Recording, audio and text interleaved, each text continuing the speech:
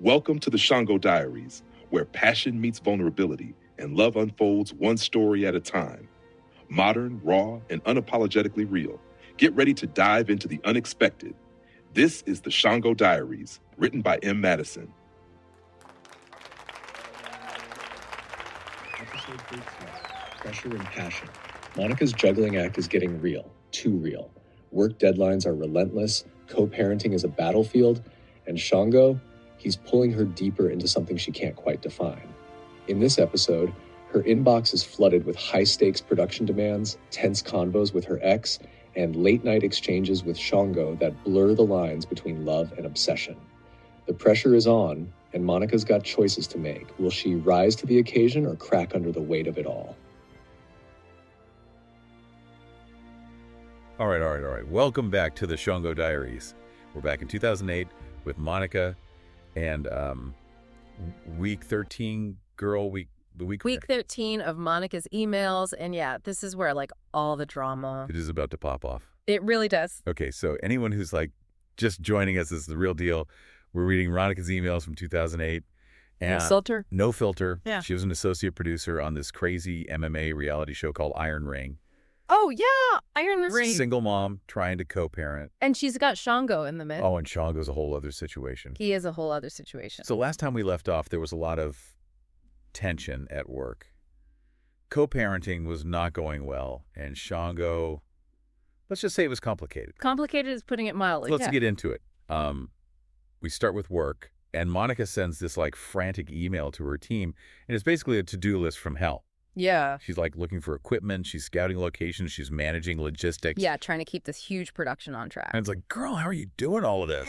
It's very impressive, though. Like, just reading her emails, you can see how confident she is under pressure. Oh, absolutely. Like, Yeah. Monica knows how to get things done. But you can kind of see, even back then, she was probably heading for burnout.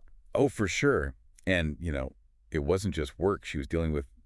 Co-parenting was also a huge struggle this week. Yeah. She has this like heated email exchange with Tony, her son, Jordan's father, about like Jordan's grades are dropping. Yeah. And you can just hear the frustration in her voice. Yeah. It's like she's doing it all on her own with zero support. It's really tough to see. Yeah, it's really tough. Okay, so now let's get to the good stuff. Shango.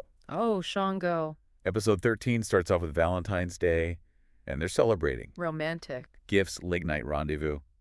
Monica's gushing to her friends. Love is in the air. Yeah, you can tell she's really smitten, but Head over heels. head over heels.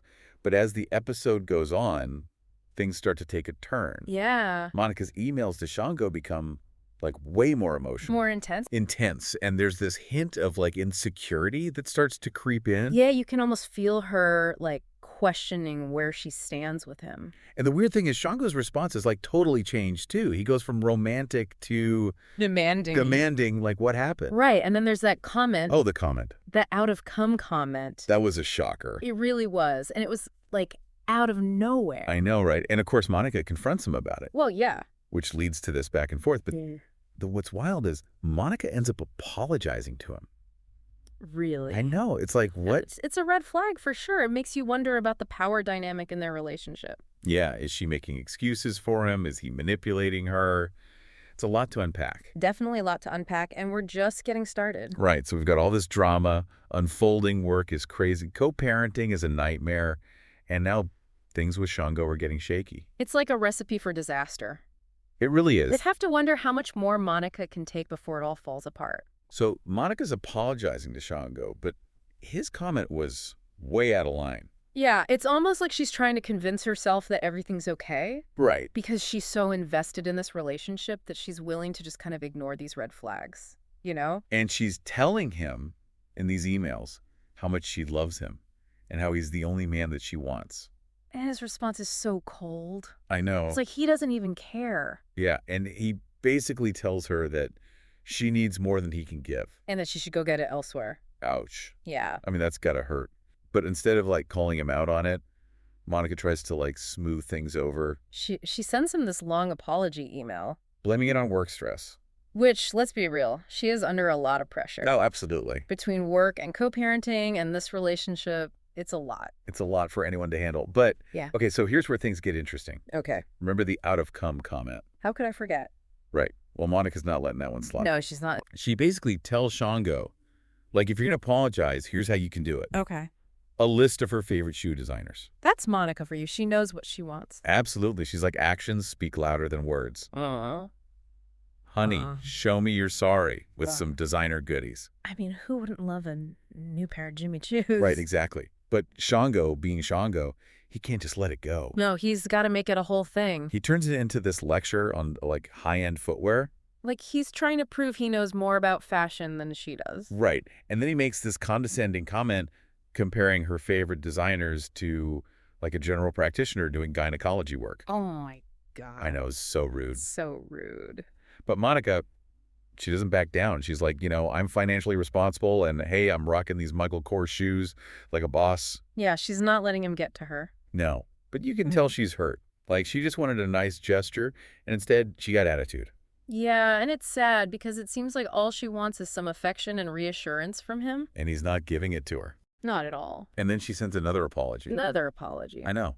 But this time, it's not about her reaction to the comment. Oh. It's about her coming across like an angry black woman. Wow, that's heavy. It is. And it's like, this is where you really see the emotional toll this relationship is taking on her. You're right. She's apologizing for being herself, for expressing her feelings. Yeah, it's like she's shrinking herself down, trying to fit into his box. And it's heartbreaking because Monica is this strong, capable, independent woman. She is. But in this relationship, she seems to be losing her voice. It's a good reminder that even the most confident people can struggle with self-doubt and insecurity in relationships. Especially when there's this power imbalance like we're seeing here. Yeah. So as we go into the final part of this episode, the question is, will Monica find her voice again? Will she stand up for herself and what she deserves? Or will she keep apologizing for being the amazing woman that she is? She keeps trying to get closer and he just pulls away. It's like a pattern, right? Yeah, and it makes you wonder, like, what is Shango's deal? Is he playing games? Is this like a control thing?